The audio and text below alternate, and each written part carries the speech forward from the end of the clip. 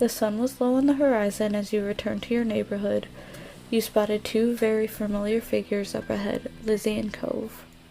You opened your mouth to make your presence known to them just as you saw the tears on Cove's face.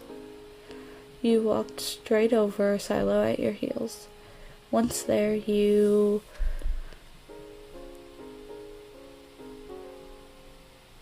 Well, honestly, I would ask about what happened. I wouldn't go into accusing Lizzie right away. So ask. Let me try to put my headphones back on and sit up a little bit more because I didn't realize I'm just ahead over here. Without a time machine, the only way you were going to find out was by asking the witness. Lizzie might have done something, but she could have been in the wrong place at the wrong time, or even come to Cove's aid.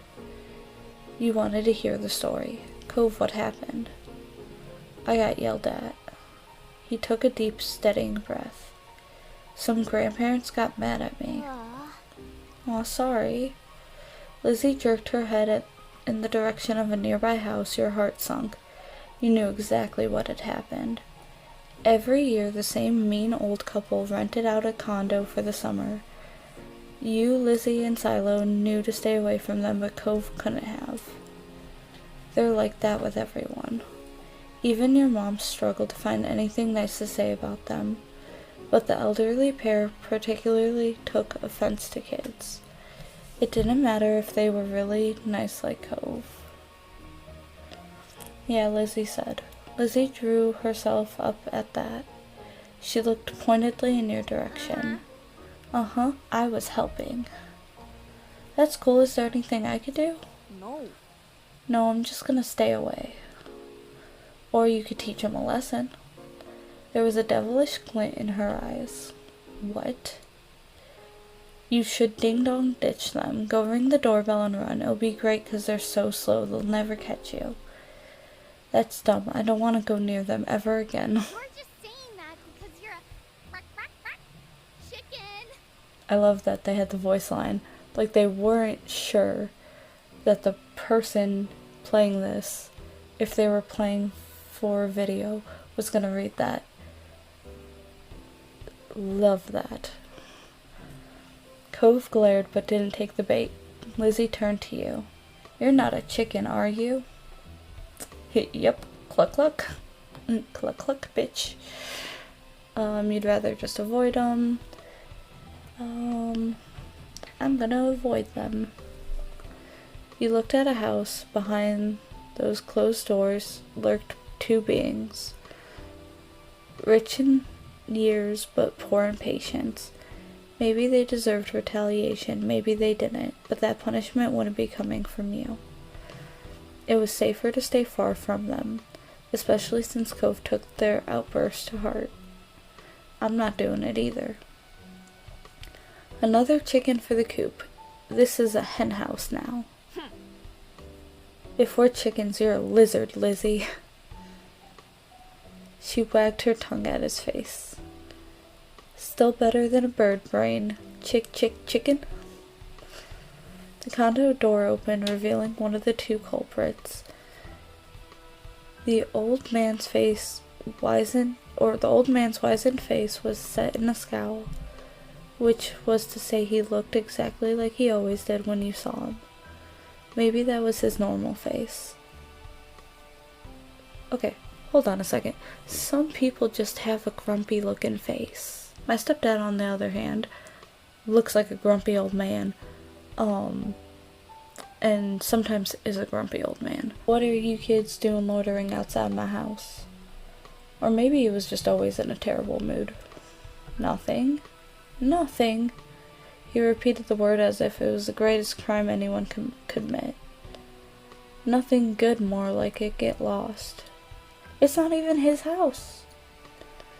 It wasn't as if he owned the space outside the house, but Cove's eyes, still red from his earlier tears, were wide, and you thought it would be best to heed the old man's command.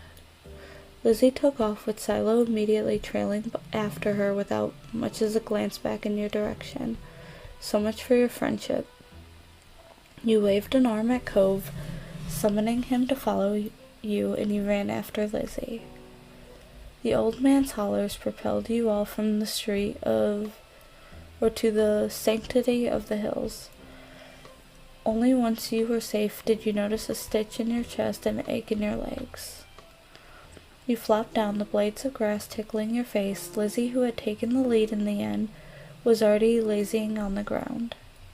The four of you took a moment to catch your breath and enjoy the feeling of the cool grass against your skin. Cove. Hey, Cove. Cove lifted his head. I told you there were mean grandparents around here. Cove rolled his eyes and then decided this wasn't dismissive enough, and rolled his whole body away from your sister. Lizzie chose to ignore his response and started chatting to Silo, who eagerly joined in the conversation. In the back of your mind, you knew you'd be second fiddle again to Silo once Lizzie came around, but it always went like that. Kinda sad, but also kind of annoyed, but also I have Cove, so she could have Silo. It was fine, because I have Cove. Silo could prefer Lizzie as much as he wanted to. There were other things to attend to anyways, like Cove. You wiggled closer to Cove. He had calmed down for the most part and was inspecting a flower. His fingers pinched the stem and tilted the white petals towards him. It's a poppy. Cove glanced at you in acknowledgement, then back at the flower. And the type of poppies on this hill have the name white linen poppy, Mom told me. He quirked a smile. That's funny. He ran a finger around the edge of the petals. It doesn't feel like cloth. You'd need a lot of them to make anything. He nodded and released the delicate plant, evaluation complete. This is my favorite kind of flower, but I didn't know what it was called. Thanks. Ooh, this is the flower conversation. I don't remember what I originally chose. Those flowers are pretty cute, looking at them in the back here. I don't know what peony is. I feel like I've seen these. I love buttercups because, like, when I was little, my grandfather used to, like, take us to go pick buttercups and hold it under your chin. And, you know, if your chin turned yellow, it was either you ate a lot of butter or you like butter. Roses are pretty, but it's not my preferred flower. Sunflowers, I do love sunflowers. I have a very specific reason for this. And now thinking about it, I may have chose this before, but for a different reason. I feel like I've had this conversation about my ex calling me a sunflower as a joke. But the reason why I'm picking this is because there's a song called Sun to Me by Zach Bryan, I believe. And a few people might know why that's one of my favorite songs. Yeah, those are nice too. They're bright and awesome and you match with them. Thanks. Honestly, I don't know if it is the long flowy hair, but Cove honestly does remind me of the one person I was referring to a second ago. Just I don't know, just something about him, just the sweetness and just the energy of the character and of my friend. You moved onto your back with a small smile and looked at the darkening sky. The blanket of clouds reminded you of a thick throw you curled under on a cold and rainy days. You wondered if the clouds would be as soft. They lazily floated on by, splitting from each other merging and morphing into new shapes.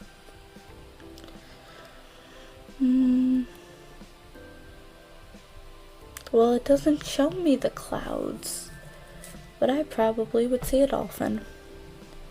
You saw a dolphin leaping through the sky. You nudged Cove and pointed to it. Look, a dolphin. Cove joined you in gazing skywards. Yeah, I see it. Really? No, but I like dolphins. Hey. He chuckled at your reaction.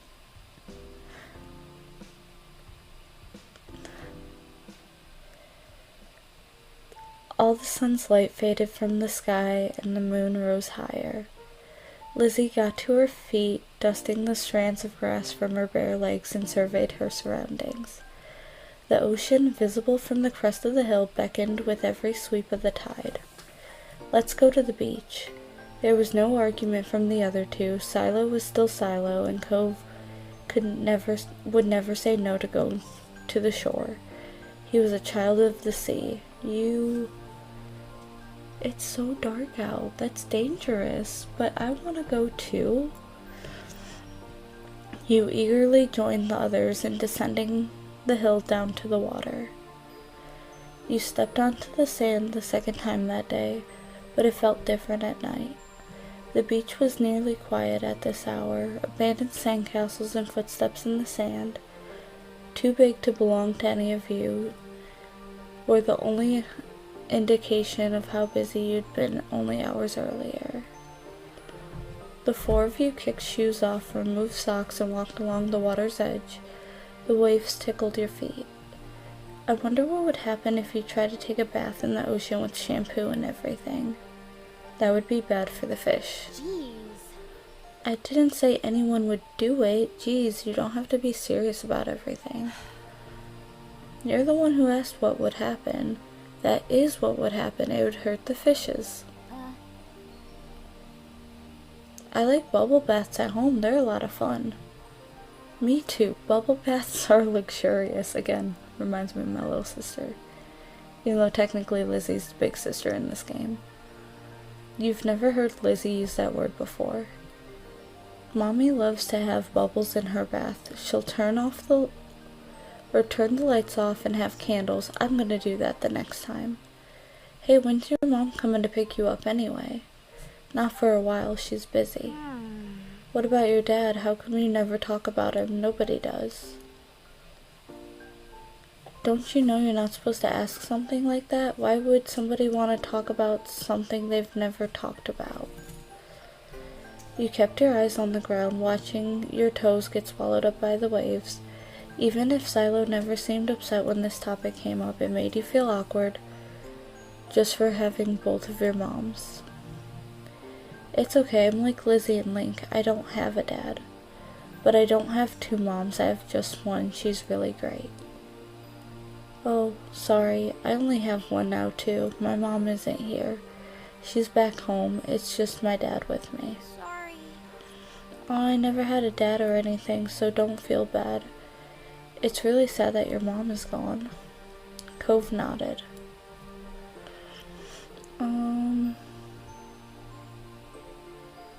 Even if they're all different, our parents are good in their own ways. Cove couldn't muster a response. You didn't think he truly disagreed, though.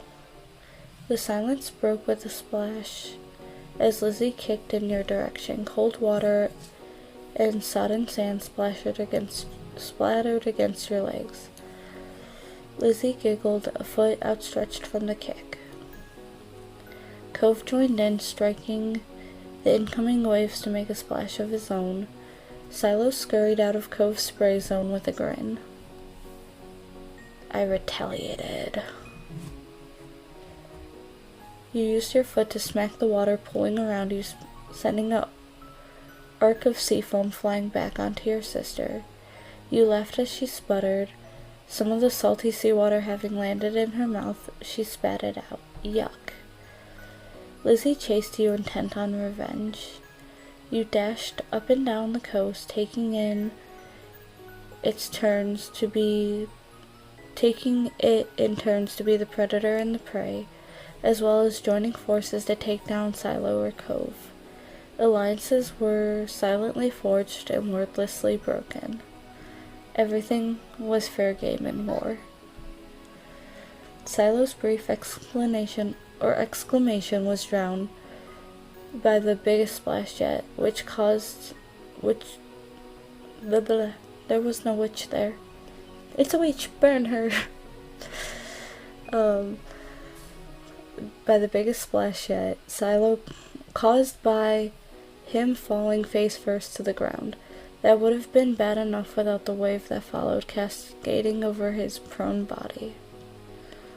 Silo sat up, shaking his head like a dog coming in from the rain as you all hurried over to check on him.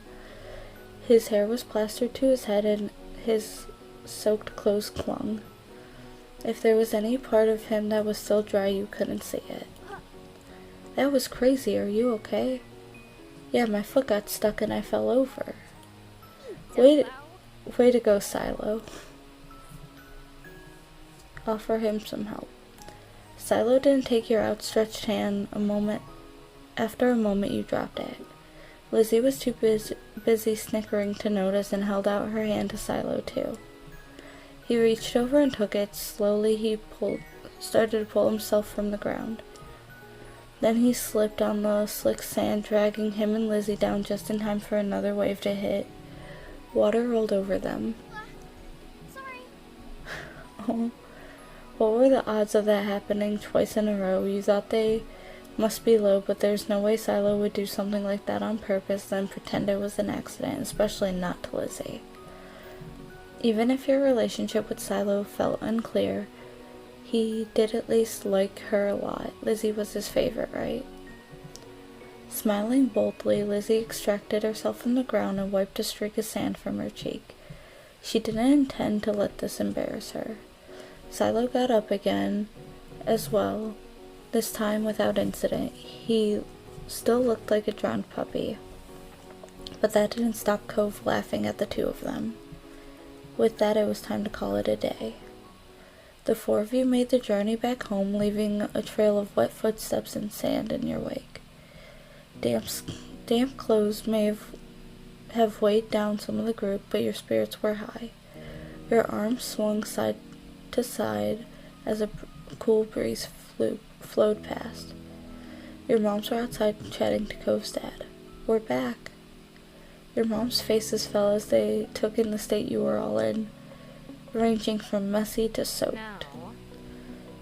Elizabeth, is that all you have to say for yourself? You brought half the beach back with you. They certainly did. What's Marigold gonna do when she comes to get Silo? Is that how you want him to be for the long drive home, cold and filthy? Lizzie's expression turned sulky over the scolding. Being the oldest could be fun, but it also meant she was the first to get in trouble when something went wrong. Mr. Holden, on the other hand, chuckled as he ruffled Cove's matted hair. You've been out making memories. I'm glad you've had a good time with your friends. Cove used his slightly moist cast arm to push his dad off. Mr. Holden's eyes were widened when he noticed even that had gotten wet. Now he was worried too. I think they could have found a less risky way to spend time and had just as much fun. That might be right, kids.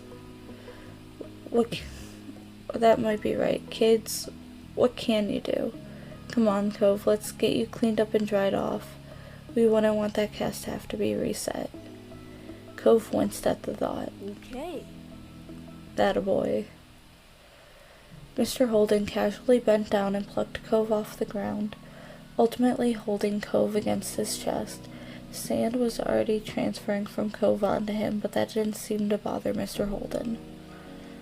Cove protested being carried, but only got a reassuring pat on the back for his trouble. Take care. Good night, Cove. Thank you for the talk, Cliff. Knight plays games, family, and Silo too. Resigned to his fate, Cove twisted his body in his dad's arm in order to turn around and wave goodbye. Smiling, you waved back. Good night. Fine, fine. Well, we'd better do what we can to fix you guys up too. Come on, everyone inside. I want you to march straight to the downstairs bathroom. Okay, Lizzie's mom. Don't worry about stopping to wipe your feet on the mat this time. That won't do much good tonight. Sitting on an old beach towel your mommy had found, you waited in the hall until you were less sandy. You weren't allowed to go to your room or walk around the house. But you did get to eat a sandwich for dinner there. It felt like an indoor picnic. It had been decided that Silo would wash first and borrow some of your clothes. He was already finished and packed away in his mom's car. Miss Fields had come to collect him a while ago. It was a bit of a funny experience seeing him without that hat on for once. Lizzie, being much more soaked than you, got to go in the tub next. It wasn't a bubble bath as she hoped. This was a no fun allowed clean up session. At least that's what she claimed. Not much longer it'd be your turn. When the bath was done, you'd have to go right to bed. After a day like this, though you were glad there wasn't going to be any further events. After a day like this, though you were glad there weren't going to be any further events, drifting off to sleep sounded like a great idea. Alright. So, this was a long episode. Long day, yeah, that's for sure. Long day, long episode. But I'm gonna end this video here because it is 2 a.m. I hear my parents constantly stirring above me, and I really don't want to wake them or disturb them any, out of respect to them. But I do need to go hose off my face and head to bed. So, thank you guys so much for watching, and I will see you in the next video. Again, if you are watching this series in the future, way ahead from now, and you are marathon running it, or even gonna binge watch some more of my content later, or anybody else's content, don't forget to stretch, hydrate before you dehydrate, and I'll see you in the next video. Bye guys.